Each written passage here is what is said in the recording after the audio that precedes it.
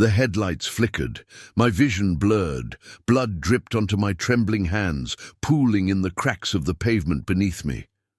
The street was empty, silent, but my heart pounded so loudly it drowned out everything else. "Max!" My voice cracked as I called out. The leash in my grip was slack, torn. He was gone. A gust of wind howled through the alleyway, sending leaves swirling around my feet. A shadow moved. I turned. A man stood at the edge of the street, his face hidden in the darkness. I swallowed hard, stepping back. Who are you?" The figure took a slow step forward. "You weren't supposed to be the one." His voice was low, calm, too calm. Staggered backward, my mind racing. None of this made sense. The missing poster, the dog, the way Max had always growled at my bedroom door at night. Then realization struck like ice down my spine. Max hadn't been protecting me. He had been warning me. And now he was gone. The man in the shadows tilted his head. "You should have left him alone." The wind died. The streetlights buzzed and dimmed, and then everything went black. 3 weeks earlier, I wasn't looking for a dog. Honestly, I wasn't looking for anything at all. Just another cold autumn evening, just another walk home from work. The streetlights flickered as I passed under them, my breath visible in the chilly air. That's when I saw him, a German shepherd, sitting alone at the edge of the sidewalk near the alley. His fur was matted, his ribs faintly visible beneath his coat. But his eyes, those deep, intelligent eyes, locked onto mine. He didn't run. He didn't bark. He just watched. I hesitated. "Hey, buddy, you lost?" His ears twitched, but he didn't move. The way he stared sent a strange unease through me, like he was waiting for something. I glanced around. No owner in sight. No collar. Something about him felt wrong. But then he shivered, just a slight tremor like the cold was finally getting to him. That was all it took. I sighed and crouched down. "Okay, let's get you warmed up." He let me approach. He didn't flinch when I carefully reached out to him, and when I finally rested my hand on his head, he let out a slow exhale, pressing into my touch. That was the moment I decided. "All right, Max," I murmured. "Let's get you home." For the first few days, Max was quiet. Too quiet. I expected excitement, energy, tail wags, but instead he watched me when I ate, watched me when I slept. Even at night, he'd sit at my bedroom door, ears perked, body tense. It was unnerving.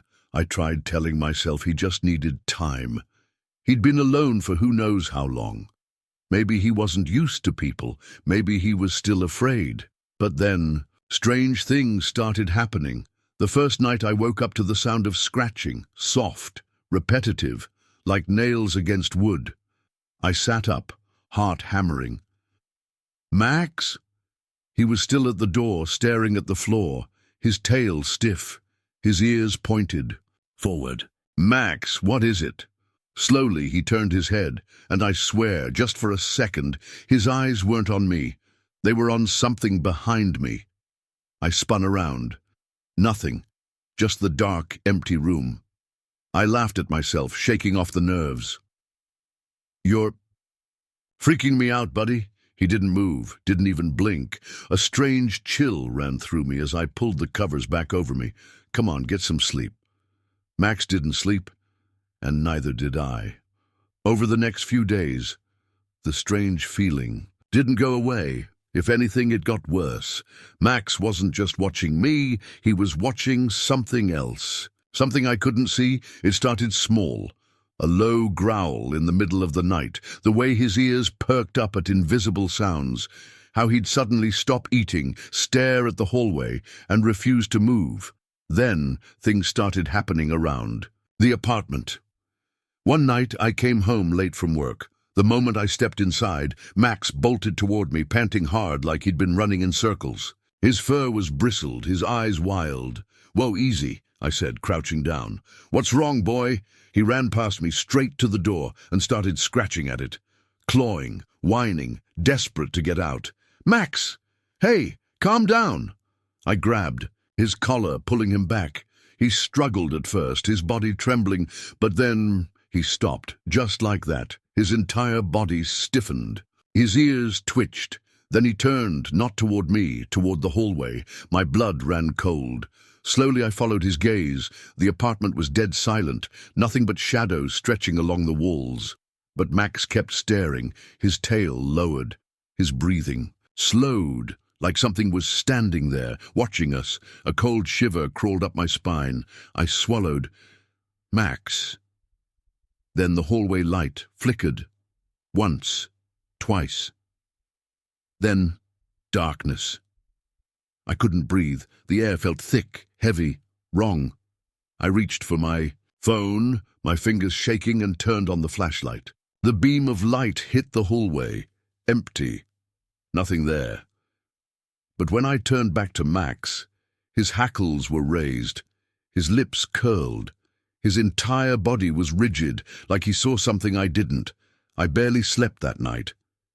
Every time I closed my eyes, I felt like something was standing just outside my door. Scratches on the door. The next morning I woke up groggy, my head pounding from lack of sleep. I got up, stretched, and walked toward the front door to let Max out. Then I froze. My front door was covered in scratches, long jagged lines etched deep into the wood. Too deep for a dog, too high up. A chill crept up my spine. I turned to Max. He was already staring at me. His tail was low, his ears pinned back like he knew. I swallowed hard.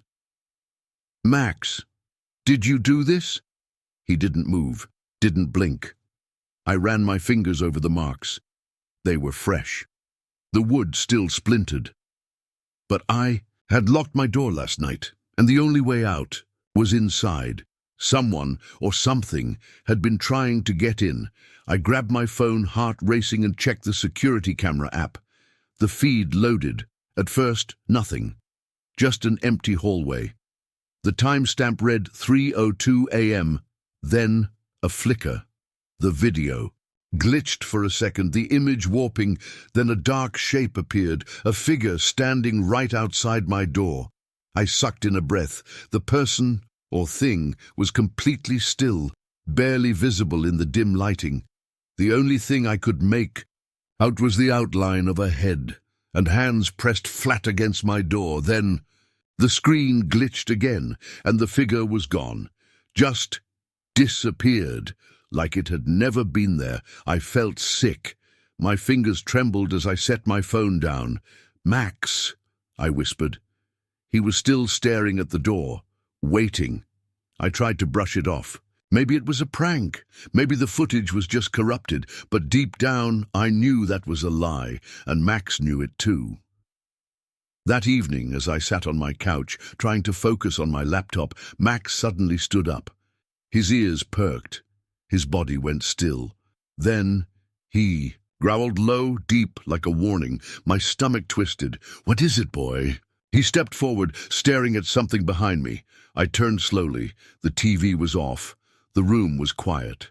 Nothing was there. But Max kept growling. Then, bang, a loud thud from outside the apartment. My heart jumped. I rushed to the peephole and looked. Out nothing, but as I turned back, something on my laptop screen caught my eye. My inbox was open. A new email had popped up. No subject, no sender, just one line in the body. "That's not your dog." My blood turned to ice. I stared at the screen, my breath coming in short, sharp bursts. Then I saw the email attachment, a single image file. I hesitated, then clicked. It was a missing person poster. My stomach clenched. The photo was old and grainy, but the name at the bottom sent a shock through my body because I recognized it. It was my name. My hands trembled as I stared at the screen. My own name. On a missing person poster. It didn't make sense. This had to be some kind of sick joke. Grabbed my phone, heart hammering, and dialed the police. The call rang once, twice, then cut to static. No connection. A cold sweat trickled down my back. Max whined beside me, nudging my arm. I forced myself to breathe. Think. Someone was trying to scare me. That's all this was. The scratches, the email, the footage. It was all some elaborate prank. But then, why did it feel real? Why did it feel like something was watching me? I turned back to the laptop and did the only thing I could. I searched my name. Hundreds of results popped up. Social media, articles, random links. But as I scrolled, something caught my eye. An old news report. Local man declared missing, presumed dead after mysterious disappearance. My breath hitched. I clicked the link. The article was from 5 years ago. It detailed a man in his late 20s, last seen leaving his apartment in the middle of the night. No forced entry, no signs of struggle. His dog, a German shepherd named Max, had also vanished. Max! I felt lightheaded. This had to be a mistake. I scrolled down, desperate to find a reason why this wasn't real. Then I saw the picture. It was. Me same eyes, same face. The only difference, I didn't remember taking that photo. A message I shouldn't have seen, a notification popped up on my laptop. Another email, no subject, no sender. Just one sentence. Check the backyard. I didn't want to. Every part of me screamed to ignore it. But my body moved on its own. I grabbed a flashlight and stepped outside, Max close behind me. The backyard was eerily silent. No wind, no crickets, just silence. Then my flashlight flickered, and I saw it. A shallow grave, dirt uneven, soil freshly disturbed. I swallowed hard, stepping closer. My breath fogged in the cold night air. Max whined. I crouched down, hesitating, then reached forward and started digging. My fingers clawed through the damp soil, heart pounding. Then my hand hit something. Solid. Something cold. I froze. Then I saw it. The edge of a collar. I yanked it free, wiping the dirt away. My stomach twisted into knots as I read the name tag. Max, my Max. The same collar my dog was wearing right now. I turned to him, my breath coming in short gasps. He stood there, motionless, watching me with those deep, knowing eyes, like he'd been, waiting for me to find it, like he already knew the truth. And then my phone buzzed, a new message. That's not your dog. I stumbled back, my breath coming in sharp gasps. Max, if that was even his real name, stood in the same spot, unblinking, silent. The collar in my hand felt heavier than it should. Cold. Almost like it was warning me. The message on my phone burned in my mind. That's not your dog. My throat tightened. I turned back to Max, his head tilted slightly, eyes locked onto me, as if studying my reaction. Then he wagged his tail, a slow, deliberate motion, like he was mocking me. No, I whispered. No, this doesn't make sense. I had raised him, fed him, trained him, loved him, so who was he? Reality starts to break. A low, sharp, buzzing sound filled the air. At first I thought it was my phone, but then it grew louder, piercing. It came from everywhere and nowhere at once. Max didn't react. I clutched my head, squeezing my eyes shut. The noise dug into my skull like 1,000 wasps trapped inside my brain. Then it stopped. Dead silence. I opened my eyes. Max was gone. The truth. I didn't want to know. My hands trembled. I scanned the yard, heart pounding in my chest. Max. My voice barely came out. No response. The air felt wrong, thick, suffocating, like I was being watched by something I couldn't see. Then a whisper. Right behind me. We've been waiting for you. I spun around and saw them. 3 figures stood in the shadows just beyond my backyard fence, still, motionless, watching. I couldn't see their faces, only the faint glow of their eyes reflecting in the darkness. Then, in unison, they took a step forward, and Max stepped out from behind. His eyes weren't brown anymore, they were black, empty, and when he opened his mouth he smiled. The cold night air burned my lungs as I took a shaky step backward. Max, or whatever he was now, stood between the three shadowed figures. His tail wagged too slowly, his mouth stretched in an unnatural grin. The figures didn't move. Didn't speak, didn't breathe. I swallowed hard. This is some kind of joke, right? My voice cracked. Who are you people? No answer. Max took another step toward me, then another. With each step his nails clicked against the pavement too loudly, as if the sound itself was inside my head. I gripped my phone tighter, my thumb hovering over the emergency call button. But then Max spoke in my own voice. You already know the truth. Memories I wasn't supposed to remember. A sharp ache shot through my skull. I staggered, my vision blurring. Something was wrong. The backyard, the fence, the night itself. It felt repeated, like I had been here before. And then flashes, memories. Hit me like a speeding train, blood on my hands, headlights flickering, a scream, my scream, Max, lying on the road, broken, lifeless, and then a voice in the darkness. Do you want to bring him back? I had made a deal. My breath hitched. I had been here before. This wasn't the first time, not the second, not the 10th. I had lost Max before, and every single time I had made the same choice. I had said yes, the shadowed figures. They weren't. Strangers, they were the ones who brought him back. But at what cost? I forced myself to speak. My voice shook. How many times?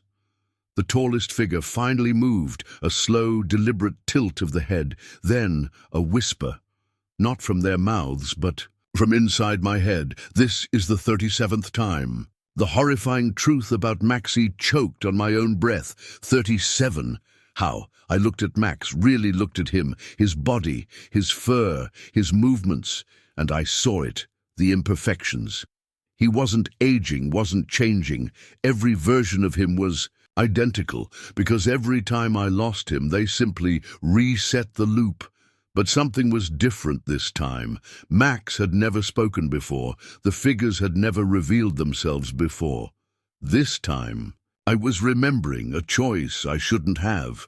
The tallest figure extended a hand. An offer, a choice. You can have him again. One last time. I stared at Max. His tail wagged. His empty black eyes watched me, waiting. What should I do? 1, say yes and keep Max, but at what cost?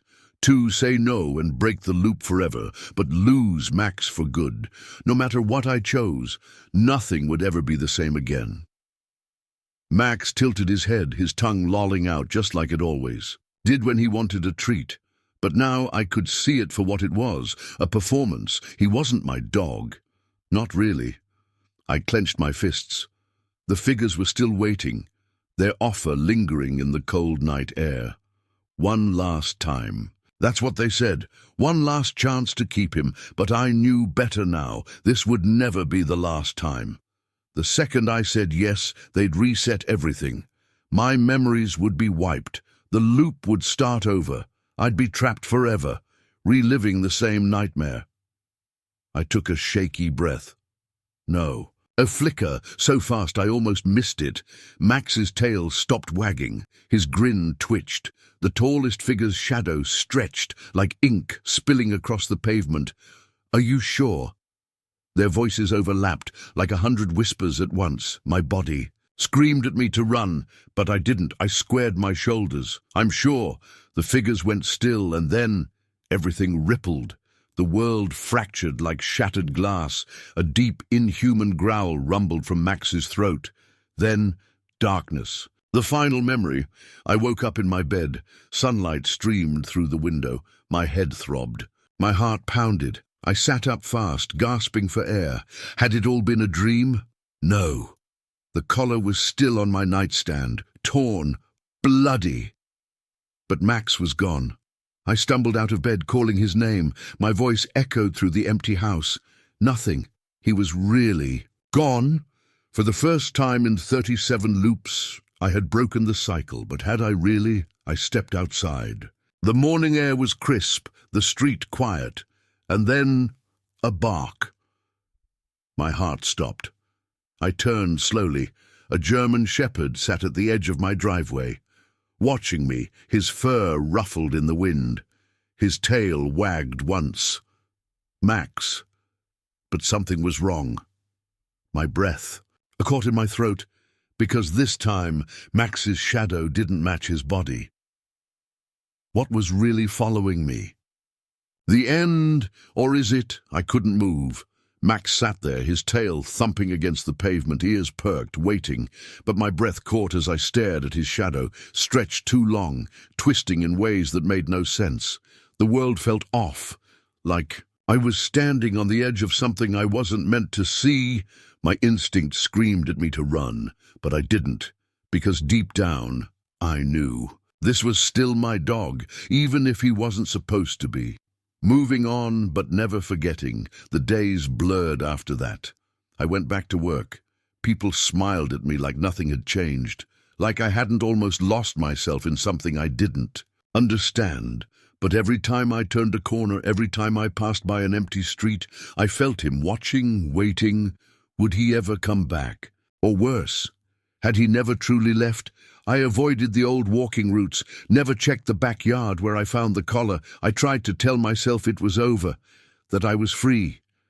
But then, one night as I lay in bed, my phone buzzed. The screen glowed. In the dark, an unknown number, one message. "Are you sure you made the right choice?" I sat up so fast my heart nearly stopped. My fingers hovered over the screen. Before I could type anything back, a second message came. "Check your front porch." My stomach twisted. I didn't want to look, but I had to. Barefoot, heart pounding. I crept toward the door. The night was silent, too silent.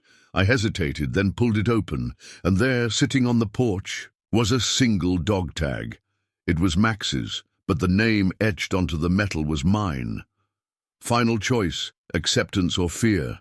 I stood there for what felt like hours, staring at the tag, the cold metal pressing into my palm.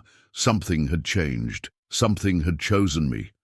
Maybe this was my price for keeping him. Maybe this was the real deal I had made.